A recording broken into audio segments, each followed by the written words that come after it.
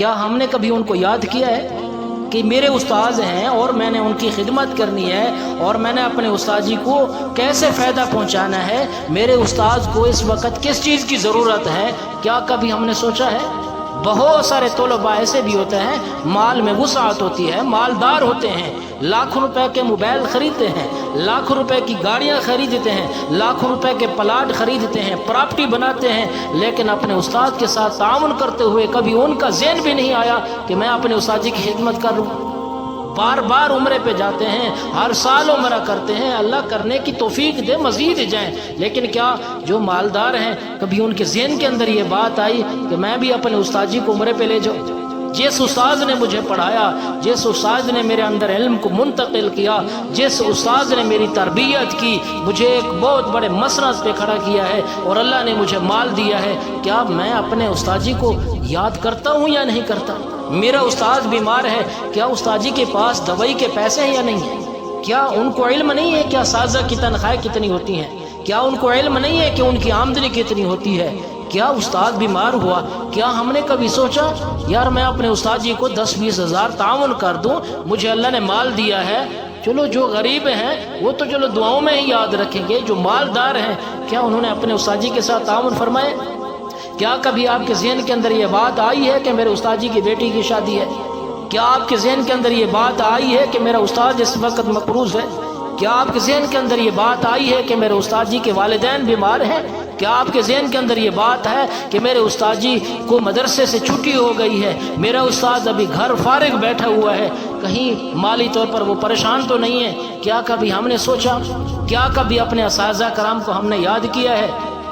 اور جو اساتذہ کرام بیمار ہیں کیا کبھی ہم نے ان کی صحت یابی کے لیے دعا کی ہے؟ جو استاد مقروض ہیں کیا ان کے قرض کی خلاصی کے لیے کیا ہم نے کبھی دعا کی ہے؟ کیا ہم نے اپنے استاد جی کے قرضے کو اتارنے میں ان کا تعاون اور ان کی مدد کی ہے؟ ہمیں اساتذہ کرام یاد آئے ہیں یا نہیں یاد ہے؟ کیا ہم اپنے اساتذہ کرام کو یاد رکھیں یا نہ رکھیں؟ اور جو اساتذہ کرام اس جہان فانی سے چلے گئے کیا کبھی ہم نے ہاتھ اٹھا کر ان کے درجات کی بلندی کی دعا کی ہے؟ کیا ان کی بخشش کی دعا کی ہے؟ کیا ان کی قبروں کو یا اللہ منور کر دے؟ یہ کہا ہے ہم نے یا اللہ ان کی قبروں کو روشن کر دے، کبھی ہم نے کہا ہے اپنے اساتذہ کے لیے؟ یا اپنے اساتذہ کے جو بچے ہیں ان کی جو اولاد ہے اگر وہ کمزور ہو گئے ہیں، میرے استاد جی ہیں، میرے استاد جی کی اولاد ہے، میرے استاد جی کے بیٹے ہیں، کیا کبھی میں نے ان کے ساتھ تعاون کیا ہے کہ میرے استاد کی اولاد کمزور ہیں، مالی طور پر کمزور ہیں، کیا میں نے سوچا ہے کہ میں ان کے ساتھ تعاون کروں؟ اپنے اساتذہ کرام کو دعاؤں کے اندر یاد رکھیں، جو زندہ ہیں ان کی زیارت کے لیے بھی جائیں اور اپنی وسعت کے مطابق ان کی خدمت کریں، ان سے دعائیں لیں، بار بار ان سے کیا ہے وہ رابطہ کریں۔ اور جو اساتذہ کرام اس جہان فانی سے چلے گئے ان کی بخشش کی دعا کریں، ان کے درجات کی بلندی کی کیا ہے وہ دعا کریں۔ اور یاد رکھیے آپ دعا کریں گے اللہ تبارک و تعالی اپنے اساتذہ کرام کے ساتھ اس دعا کا اللہ پاک آپ کو دنیا کے اندر بھی کیا ہے اجر عطا فرمائیں گے، آخرت کے اندر بھی اللہ پاک کیا ہے اجر عطا فرمائیں گے۔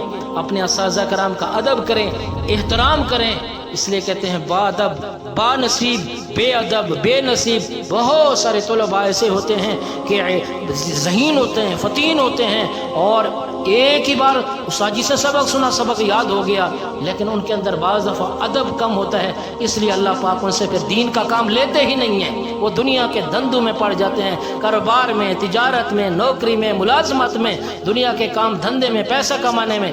لیکن بہت سارے ایسے بھی سبق بھی نہیں آتا، کچا سبق سناتے ہیں، امتحانوں میں فیل ہو جاتے ہیں، نمبر ان کے کم، لیکن اساتذہ کا ادب تھا، اساتذہ کی خدمت کی، اور ہم نے دیکھا کہ اللہ پاک نے ان سے دین کا کام لیا ہے۔ وہ کبھی خطابت کے میدان میں، کبھی تدریس کے میدان میں ہے، کبھی امامت و خطابت کے میدان کے اندر ہے، کبھی تصنیف کے میدان میں ہے، کبھی جہاد کے میدان میں، کبھی تبلیغ کے میدان میں، اور کبھی داعی اللہ ہے، اور وہ دین کی اشاعت کر رہے ہیں، عقائد پہ کام کر رہے ہیں، مسائل پہ کیا ہے وہ کام کر رہے ہیں، دین کی اشاعت کر رہے ہیں، اپنے اساتذہ کا نام روشن کر رہے ہیں۔ اس لیے اپنے اساتذہ کا ادب بھی سامنے رکھیے، اور اس لیے کہا جاتا ہے با ادب با نصیب، بے ادب بے نصیب۔